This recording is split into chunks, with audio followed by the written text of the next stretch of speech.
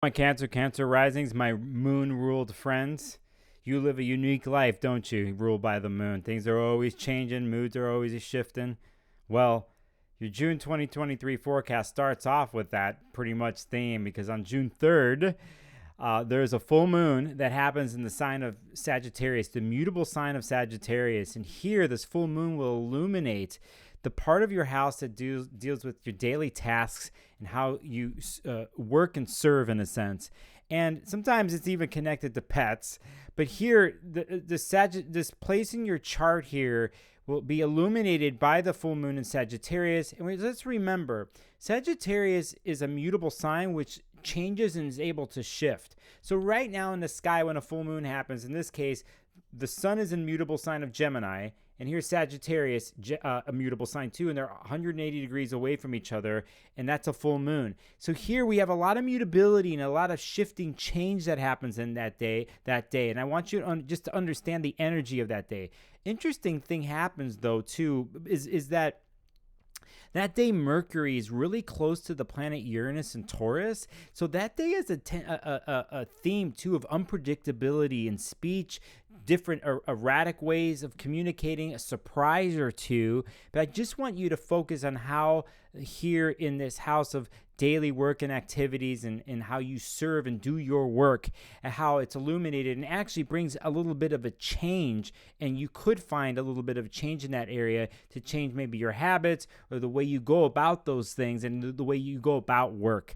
So when we get to June 5th, Venus, the planet deals with love and relationships and money and resources and the harmonization of things through our senses, enters the fire sign of Leo and will be there actually from June all the way to October. And the reason is in the middle of the summertime, Venus will go retrograde in Leo and won't move through to the next sign. So it's going to do a long story there of review. And for you, this deals with your money house and your resource place and how you acquire and what wealth means to you. And there is you're basically going to go through and do a makeover through that area of your world here in the summertime.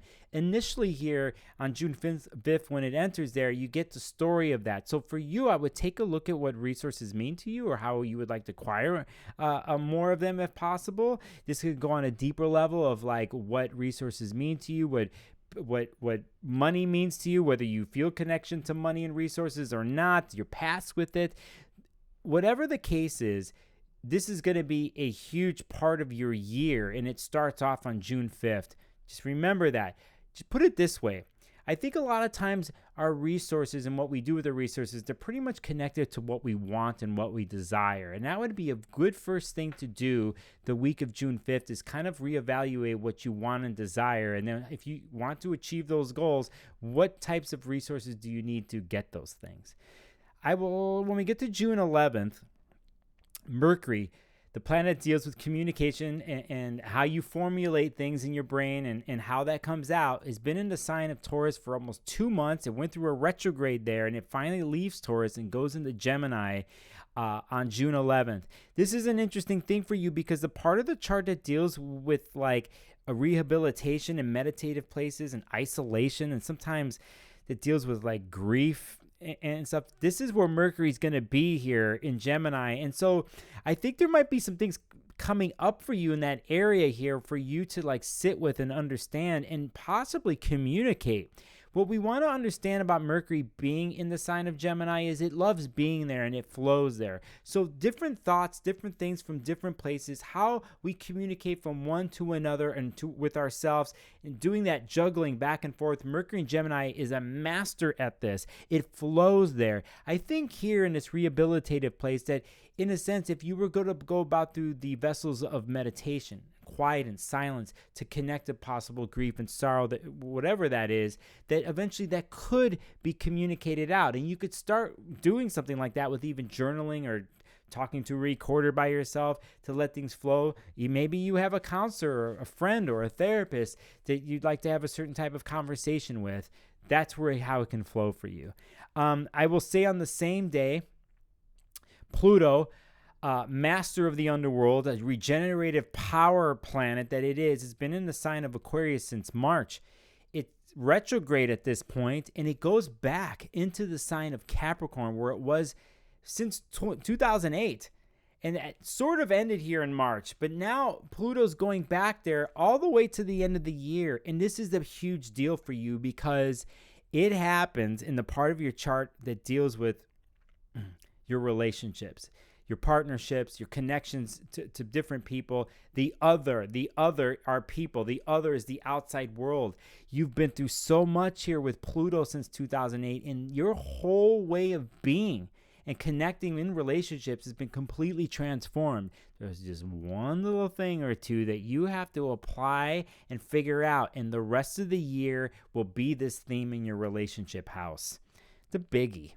When we get to June 18th, now we are at a new moon that happens in the sign of Gemini, and this is the same place where Mercury is now. That place I talked about rehabilitation, that place that deals with isolation at times, sometimes misfortunes, kind of a quiet, meditative place. We want to take the vessel on. We want to look at it from a more therapeutic end.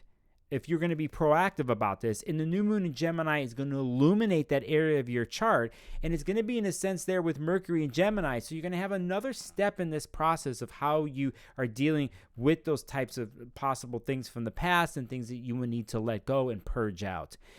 When we get to the 21st, it's a beautiful day for you all because that's when the Cancer birthdays start, Gemini birthdays end, and we get into the Cancer season. And it is, summer in the northern hemisphere, winter in the southern hemisphere. And then within a couple days on the 26th of June, Mercury's going to leave that quick place of Gemini and actually enter in Cancer, your sign. And now, after the last several weeks of communication and meditation and thinking about things, we and you will be talking about feelings, all types of feelings, all what things mean to us, what we want to profess to the world and to others, and in general, process, think, and most importantly, feel through our emotional place and to communicate those things. And it is a good thing in the end. Just remember, sometimes my Cancer friends, sometimes we stay in the pain place too long,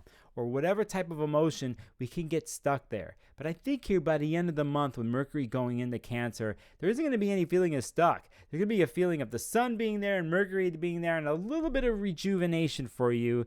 And when we talk about how I started at the beginning of this video, how you're ruled by the moon, I think here at least that beginning week, you have a sense of like, I'm home.